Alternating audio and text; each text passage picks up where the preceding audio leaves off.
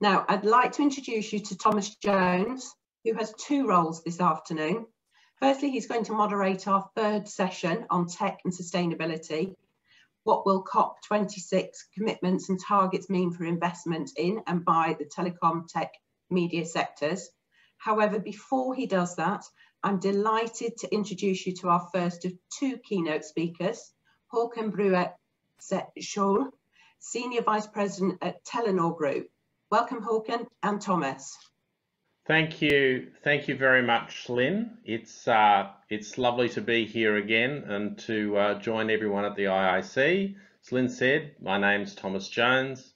I'm a Tech and Comms partner at Bird & Bird, based in Sydney, but working a lot around the Asian region. I'm also the Environment and Sustainability partner for our office, so I think that's a nice link with the session I'll be moderating after my fireside chat.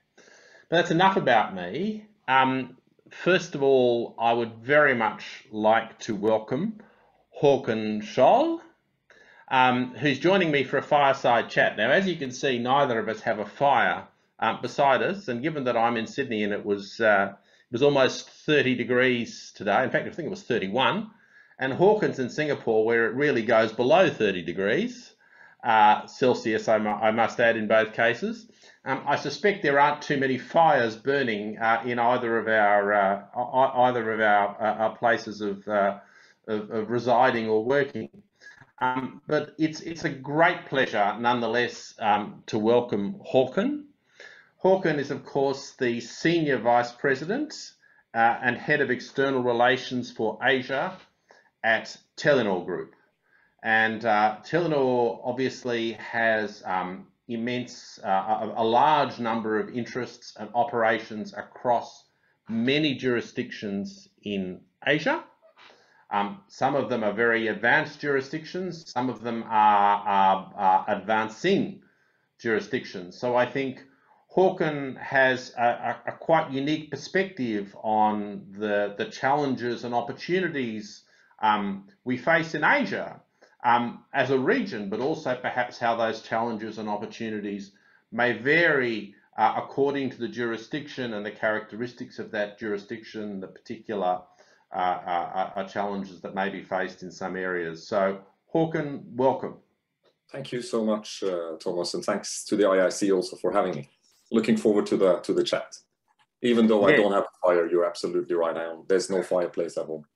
Yes, indeed. So I think just joining on from the previous session, which was about 5G and about some of the 5G deployments in the region, and I actually was moderating a session with some of the people. I see Dr. Tang from Taiwan on that session last year. So let's talk a little bit just about 5G now. From your perspective, what does Telenor see as the big opportunities for 5G in the region, in Asia? And are they the ones that everyone expects, or are there some more perhaps unusual ones? It's a good perspective. You know, Thomas, Telenor is in a way quite well positioned because our geographic footprint with a very strong anchor in the Nordics, which has historically been a very, very advanced mobile market, I would say, also in 5G. And then, of course, we have our portfolio here in Asia, where the majority of our customers are with close to 170 million customers in these markets. And through that, we've kind of seen the development and been part of also the pilots being run by the European Union on 5G for quite a number of years already. And I think there is a little bit of a lag in terms of Asia, and we are also, of course, reaping the benefits of the trial and errors that we have done in the Nordic footprint. But from where we are sitting right now, when we look at the Nordics, just a couple of words about that first, because it could be interesting to the audience. I think, I heard it mentioned in the previous panel, the business solutions or enterprise and the use cases for enterprise. I think that's really where we saw 5G kick off also in the Nordic region. And we've done quite a number of industrial use cases. I mean, maybe the most famous one for us is the deep sea farming use cases, where you actually use IoT and AI as part of remote fish farms very, very far out at sea. And now we have seen those cases gone from kind of like, you know, being more specific to be more, you know, widely adopted in many actually use cases, or which requires connectivity for businesses. But I think 2021 is also a shift where we are seeing also very clearly consumer uptake. I very much support the IMDA's representative in the panel that very often adoption of 5G on the consumer level is very much driven by the handset. And of course, with high purchasing power in the Nordics, 5G devices are very, very common.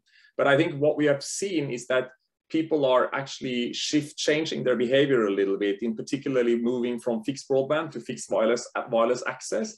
And as a result of that, we've actually noticed an ARPU uplift, in particularly in Norway and Finland, as people in a way go from 4G and 5G. And in far-flung areas, in particularly, I would say in Finland, where we have deployed the widest and come the furthest in our national 5G network, you see this also now having an impact on consumer level. So the journey which started with B2B is transitioning into consumer level. Having said that, you know, LTE plus and 4G network bandwidth and latency is still more than enough for most of consumers' needs, and will be so for a very long time. Now in Asia, I think we've seen increasing promising trials on use cases, and particularly private networks. Why private networks? I guess it's very often because most of the markets where we are operating have not yet deployed 5G networks to its full. The only market that has done that is actually Thailand. But both Malaysia, Bangladesh, and Pakistan are at the cusp of, in a way, concluding on how they actually want to allocate spectrum to be able to do it.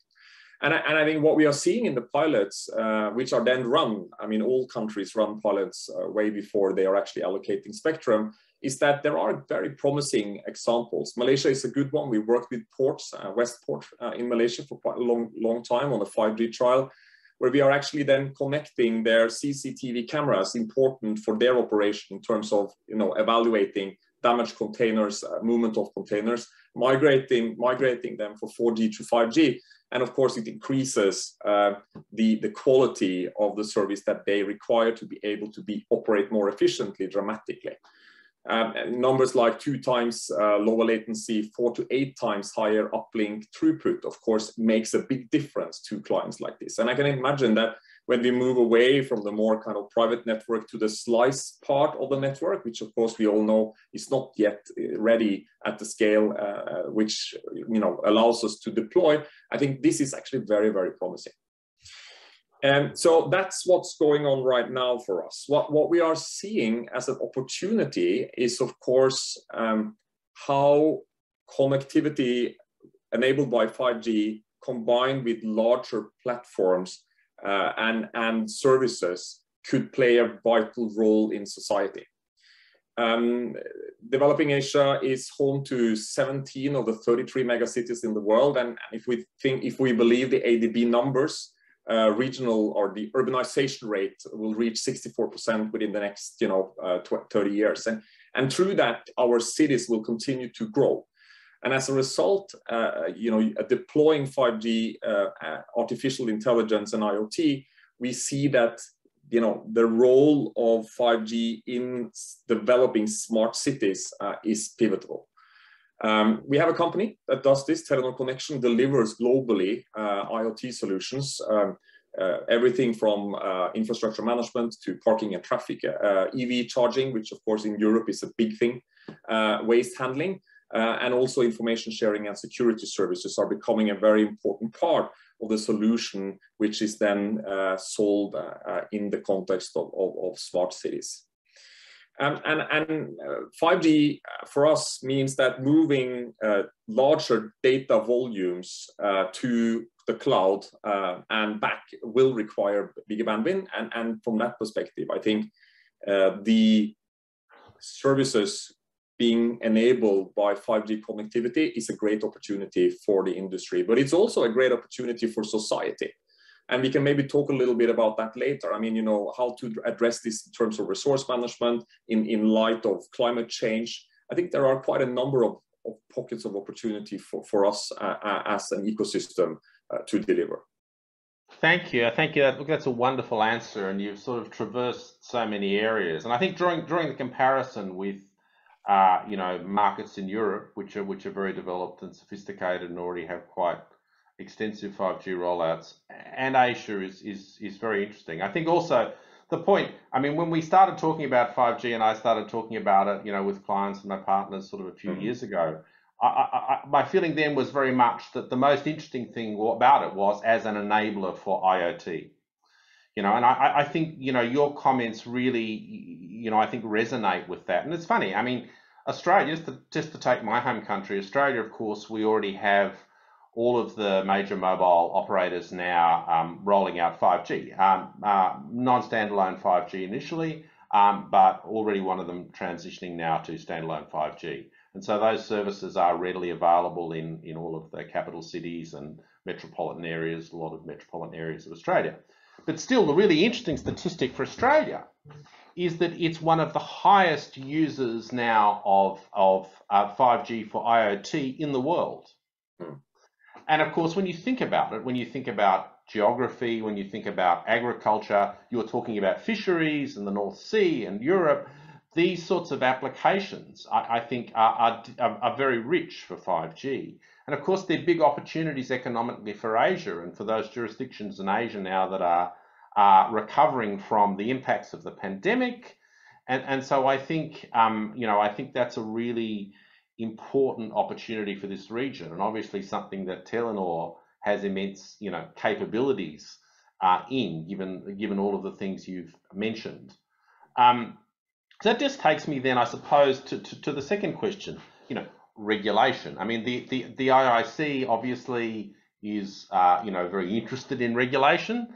I'm listening to a bit of the previous session. We heard some of the speakers talk about regulation. I was hearing Dr. Bharat talking about what he thought was optimal in terms of regulatory settings.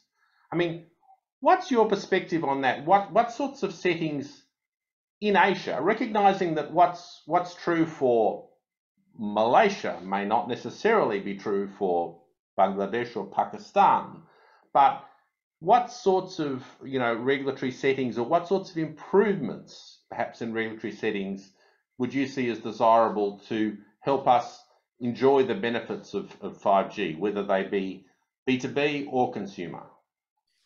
So maybe two angles, and here I might echo what was said also slightly what was in the panel, because in a way, Thomas, the challenges or the requirements when it comes to undertaking the investment on the scale we are talking about when it comes to 5G is not very different compared to the investments that we had to make in the previous generations of networks.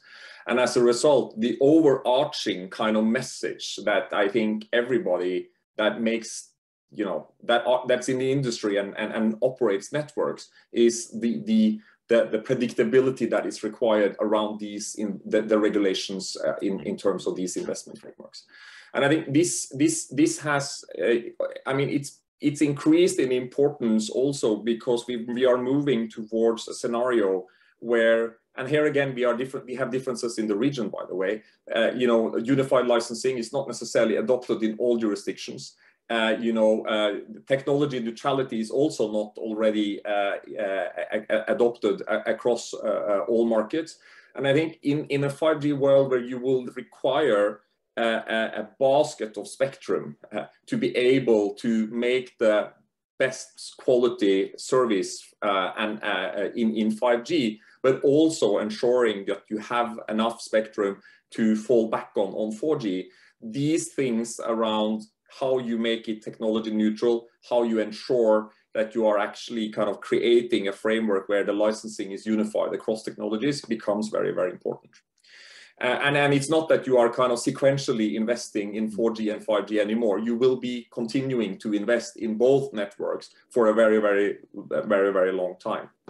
So I think that is not new, I would say, and I think the markets that are still not technology neutral and still have not moved to unified licensing, I think there are positive, signals from most of these markets in light of the development and emergence of 5G that they are taking the required steps to actually move in that direction. So that is a good sign. Now then, of course, the spectrum is about two things. One thing is about making sure that there is full transparency on the roadmap from new spectrum being released to the market. I've heard in the previous debate, 3.5 being mentioned. I mean, it is really a very important band for 5G. But I also think it's important to think about when we are talking about spectrum that is up for renewal. Because all of us are already sitting with a spectrum portfolio that at one point in time comes up for renewal, and having clarity on the mechanisms and the roadmap for how those frequencies will be renewed is equally important, because they are no longer tied to one single technology. They are actually used across, and we continue to optimize, right? And I think one of the things that is happening in many markets, the switch off, of course, of 3G, the latest in Malaysia, where all the operators, I think, are now, come to the end of the switch off cycle. It means that we have reformed that spectrum for use for 4G. And I think that mechanism is increasingly important. Then one part around rollout was also mentioned. I think it's really, really important that when governments consider obligations in terms of 5G network rollout, that they view that in light of the technological development, handset and device availability, and also for what purpose and what use case will 5G actually be used.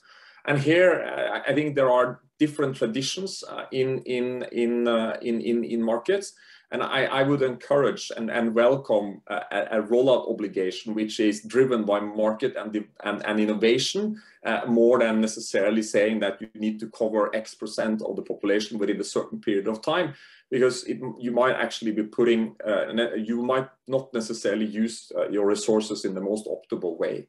So I think the use case, the way that use cases will develop also challenges a little bit more of a kind of standardized approach to regulatory frameworks. For example, an enterprise use case could also mean that you need to step out of your current regulations. And I think that the government's ability to facilitate them, the more entrepreneurial role, regulatory sandboxes, for examples, which I think is a great invention for trial and error to see what works, and then afterwards conclude and say, well, we believe that this is frameworks that will work across the board. But you won't learn that if you don't go through that trial and error phase. And I think that is maybe more not necessarily so much about a policy-making decision, but more around an approach to regulations than anything else.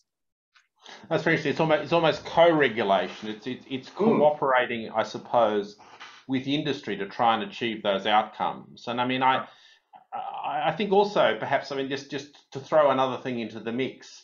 I mean, do you think the approaches to active network sharing, to network splicing, do you think there should be, going back to efficiency and promoting things like that? Do you think 5G changes the picture on that a bit? Do you think that regulators should be looking at that more, or do you think it's still best to have all of the operators building their own networks? No, I think, our experience from Europe, Thomas, is very clear. I mean, we are sharing networks and have done so on 4G in both in Sweden and in Denmark for the longest time. And I do believe that, and again, the way that the properties of the 5G network design it actually is most probably even a greater opportunity to think outside the box and allowing for those new, way of operating, both to spur innovation, but also to keep costs down and the ability to serve, clients and customers better.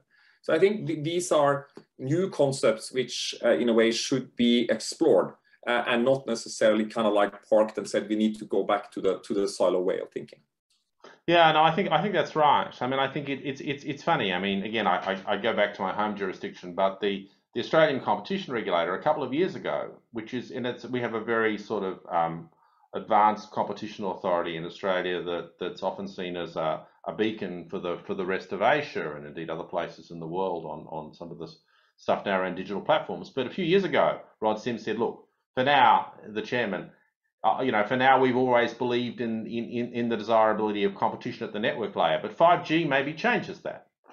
And you know, I think some of the things you're seeing in Europe and that I think has lessons for Asia too, particularly on things like rollouts, particularly in jurisdictions now that are struggling with rebuilding after the pandemic.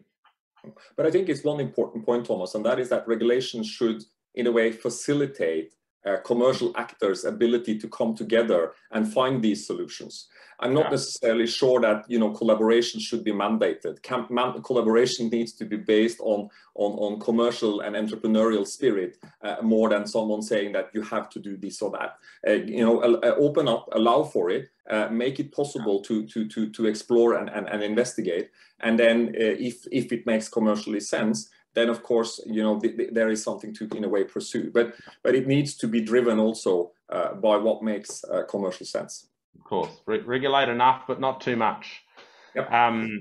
So then that takes me to, again, digitalisation, obviously, which is, you know, a big theme of this conference, and also very important for the ASEAN agenda over the next few years. I mean, what do you think are the key areas that governments and the private sector should prioritise so that nations in Asia reap more of the benefits from digitalisation? Yeah, so maybe 4 things. The first one I think is quite simple, and I think it was touched on in the panel as well, and that is that, you know, 10, 15 years ago, it was what was labeled digital players, you know, the telcos, some of the platform owners, which were having digitalization at the core of their strategy.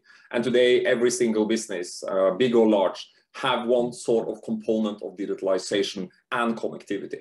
And I think the pandemic has shown us that if you were not already on the digital bandwagon, you're most probably not in business anymore. And I think that is one of the things that I think is really coming strongly out as a message from the pandemic.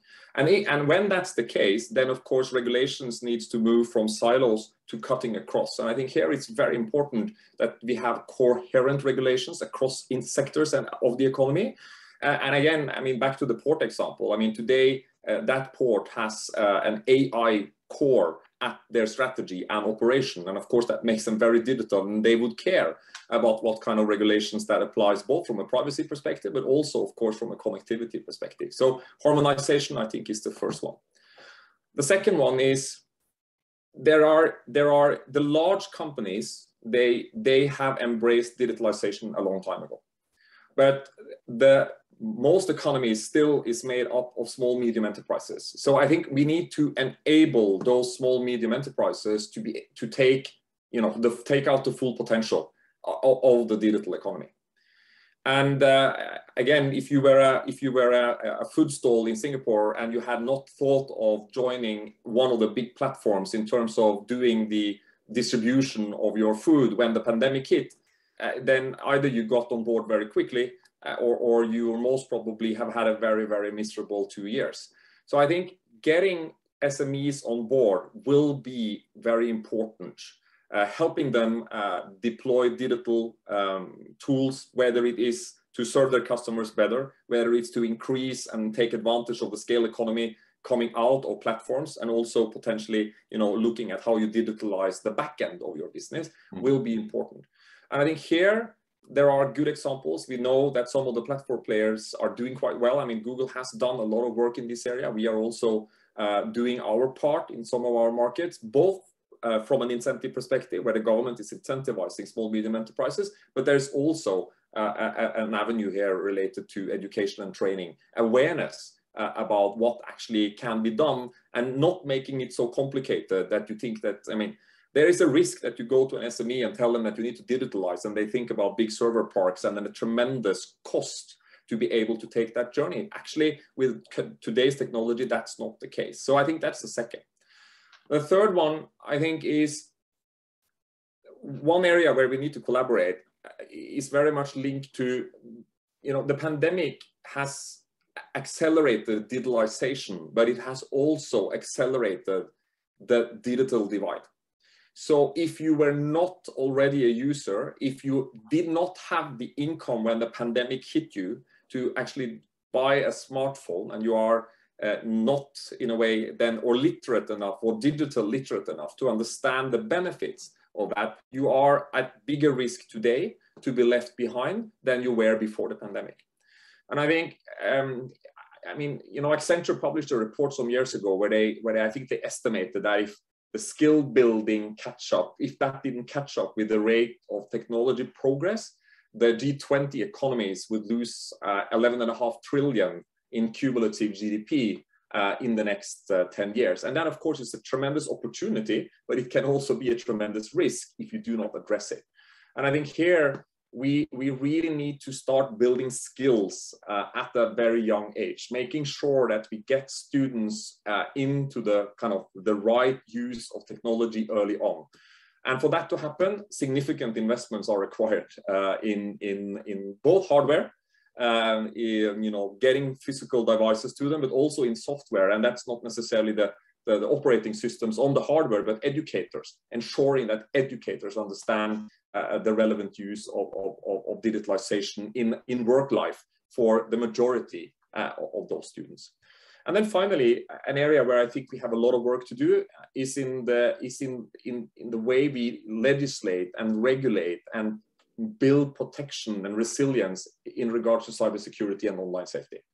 And I think we are reminded weekly, I would say, around the cybersecurity portion here in Singapore. There's been a lot of media attention around the banking scams. There are, you know, scam alerts coming out, and you see email in your inbox pretty much on a daily basis. And I think here we have both a role to play in terms of ensuring that we get the right laws and legislation in place, and then we need to, in a combined effort, help consumers understand how they should protect themselves. And as you live more your life digitally post-pandemic than you did pre-pandemic, there is a need for every single of us to actually, you know, do a little bit of cybersecurity training to make sure that we are actually not falling into the pitfalls and ending up in a way being frauded. So those are maybe the 4 things that I think we should potentially spend more time on working together. Yeah, I mean, it's fantastic, and I mean, I think you're right. I mean, there is so much opportunity, particularly now post-pandemic, you know, for digitalization to help. But there is also sometimes the fact that digitalization, in some ways, is getting ahead of us, and that as humans, sometimes in you mentioned the scams and the cybersecurity and so on, we take time to catch up, and certainly laws and regulations often lag months, years later. I think we've got time at least for one more question, and perhaps a good one to sort of finish on, unless depending on how long we have. Telenor is now celebrating 25 years in Asia, so that's obviously a big contribution to the region. What do you see as being important to succeed in Asia for the next 25 years?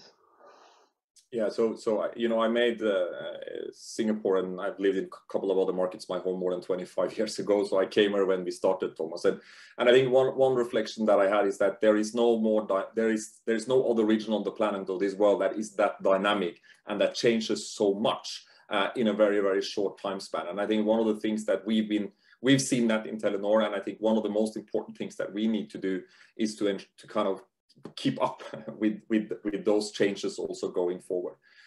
And how will we do that? I think we need to make sure that we can continue to be relevant towards our customers. So we need to help these customers connect to what matters most to them. And there are 2 ways. I mean, there are 2 ways that is important in that aspect. One of them, of course, is related to our ability to get people that are not online. Bangladesh and Pakistan still have a large portion of the population which are still unconnected. And now we are not talking about users of data. They don't even have the most basic of telephony. So I think that one, I think, is one part. And then, of course, the data acceleration has been tremendous. And of course, we need to be able to keep up with that growing demand. And then we will have to manage the high degree of certainty which there is of operating in Asia. I mean, the business environment can be unpredictable, especially on the regulatory front. We've seen changes. Changes will definitely continue. And an example of that is, of course, the way we've had to navigate the challenges and dilemmas in Myanmar since the military takeover a year ago, which many of those dilemmas have, of course, not been easy for us to handle. But I think, nevertheless, our ambition is to grow, and we will do that through scale and partnerships. And I think if we want to continue to compete effectively with the larger players in the ecosystem, we need to be able to build that scale. Scale will be important to be able to shoulder the investments. The scale will also be important to be a relevant partner for those global partners out there, which will want to partner up with people in our industry. And as a result of that, being that attractive partner going forward is going to be critical for us. However, I think there is also a need for us, and which we have taken steps on last year, when we are talking about building that scale, is to also come together with some of our competitors.